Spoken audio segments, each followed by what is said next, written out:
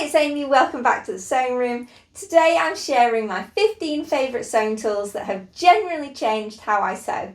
Some might surprise you because these aren't the boring scissors and pins you've seen a million times when setting up a basic toolkit. Stick around because number 2 totally changed my sewing life. You'll never guess what I use number 6 for, and number 15 saves me so much time. Let's dive in. Wait! From today, I'm giving away pattern vouchers in each of my videos. I'll pop the code up on the screen in a minute, so make sure to keep watching. For this video, 3 lucky people can use the code that's on the screen now. Ooh, magic. And those 3 people can claim 1 free pattern each from sewdirect.com.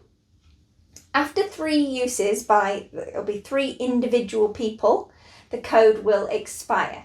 So try your luck and let me know in the comments if you were one of the successful people. And if not, watch the next video so you can try again.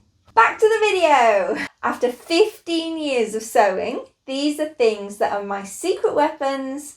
They're not sponsored, just things I use all the time and completely recommend. Number 1, the Merchant & Mills entomology pins. Good pins are very underrated, and the Merchant & Mills entomology pins are super sharp, slender, and glide through delicate fabrics without leaving marks. They come in glorious black, so they're easy to keep track of on lighter fabrics. I have 3 boxes, 2 that are merged together and currently in use, and then a backup set ready to go and replenish the stash when I need it. Number 2 is a paper guillotine for PDF patterns. If you print PDF patterns, you know how painful trimming the pages can be, especially if it's very big, 40, 50 pages. A simple paper guillotine has completely changed that for me. It slices through whole stacks of pages at once, leaving clean edges and straight lines. It's oddly satisfying and saves huge amounts of prep. There are a few different models and styles out of there for guillotines. I like this one with the lever arm because it's quite powerful and can do quite a few pages all at the same time, lots of sheets of paper at once. But yeah, take a look, lots out there, definitely recommend these. Number 3, Clover Water Erasable Chalk Pencils. These are my holy grail for marking fabric. The chalk glides on easily, gives a nice clear line or a dot, and it washes away without staining. They come in 3 different colours. You get a pack of 3 or you can buy individual. So you've always got an option that will work on any fabric. It'll be visible on your fabric. My markings stay precise and wash away like they were never even there with these pencils. Number 4 is a flat unpicker. This one's quick and simple, but apparently it took me years to treat myself to one. Sadly, both my cutting table and my machine tables both have a slight slant on it. They aren't completely flat, and every pencil, tool and picker, anything round, just rolls straight off, and they'd hit me in the leg. It was quite painful at times. So I finally bought some flat unpickers and life is now glorious.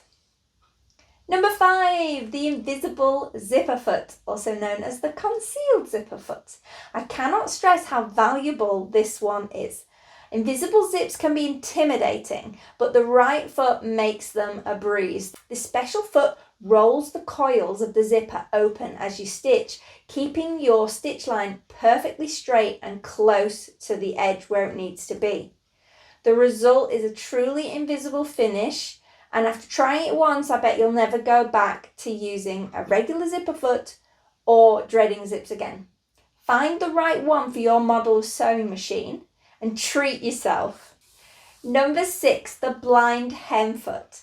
Hilariously, I don't think I've ever done a blind hem on one of my projects, but I use this foot for top or edge stitching. It has the perfect plastic guide to run down a seam or fabric edge. I have a stitch in the ditch foot as well, which is good for this. I use it on pockets, on cuffs, denim top stitching and so on. What more can I say? I love it.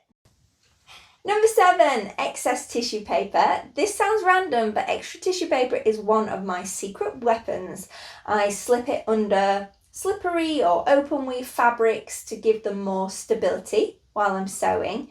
I trace and alter patterns with the extra tissue. I draft from scratch using this tissue paper. So that's 3 benefits in one already.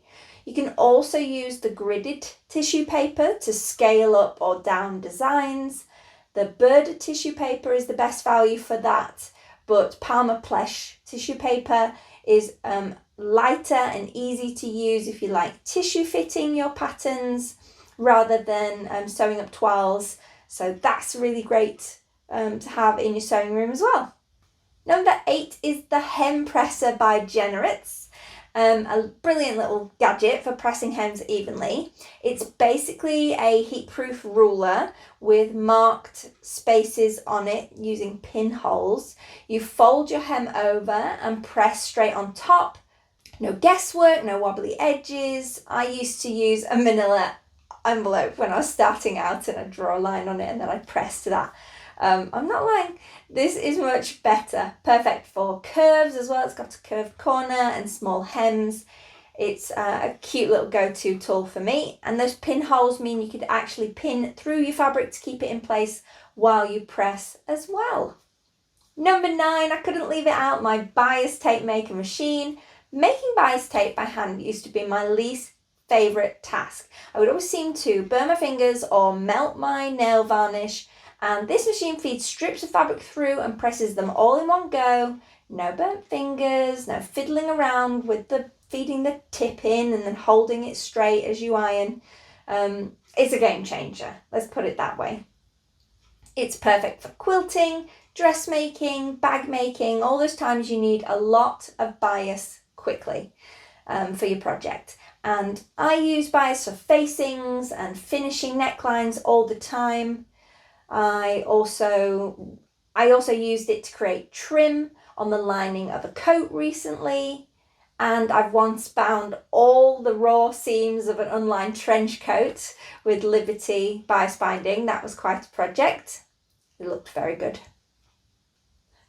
Number 10 is the buttonhole cutter. So forget stabbing at buttonholes with an unpicker or your scissors. We've all cut through the end of a buttonhole, I'm sure, by mistake, right? It's like the worst feeling in the world. This small chisel style cutter opens buttonholes cleanly and precisely with just a press. You press through the fabric onto a cutting mat or cutting block.